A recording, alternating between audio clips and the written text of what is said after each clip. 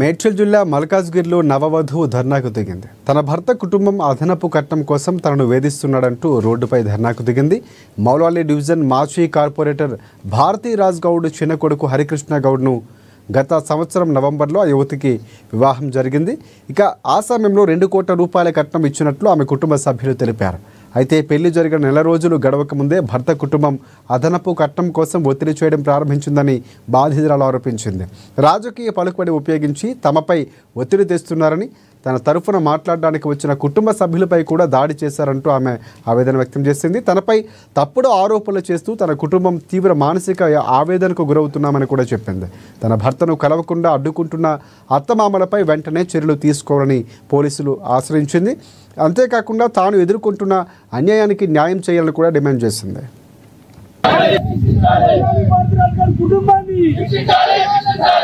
November 7, 2024 ఈసరా KBR convention లో అయ్యింది.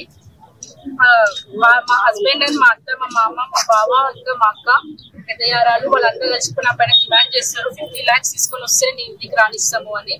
నేను ఎందుకు తీసుకురావాలి, నేను ఆల్రెడీ 2 crores ఇచ్చినా కదా అంటే, మరి బిజినెస్ పెట్టుకుంటారు, నువ్వు మనీ తీసుకొస్తేనే నీకు ఏమంటారు మంచిగా ఉంటారు, కాపురం చేస్తే చెయ్యరు అని నేను ఇంట్లో నుంచి బయటికి పంపించేసినారు. 3 months అయినా మా ఇంటికి వచ్చేసి ఇప్పటివరకు నేను ఇంటికి వెళ్తే నన్ను ఇంటికి తీసుకెళ్తలేరు. ఫోన్ చేసినా రెస్పాండ్ అవ్వట్లేదు. మాకు అమ్మాయి వద్దు అని నా పైన లేని అలిగేషన్స్ పెడుతున్నారు. నాకు ముందే పెళ్లి అయ్యిందని, నాకు లేని ఇంకా అన్ని పెడుతున్నారు. ఇంకా అంతా నాకు గలీజ్ కనిపిస్తుంది. మా పేరెంట్స్ అందరికి చెప్తే మా పేరెంట్స్ వెళ్ళి వాళ్ళతో మాట్లాడడానికి వెళ్తే మా పేరెంట్స్ అందరిని తిట్టి పంపించేసి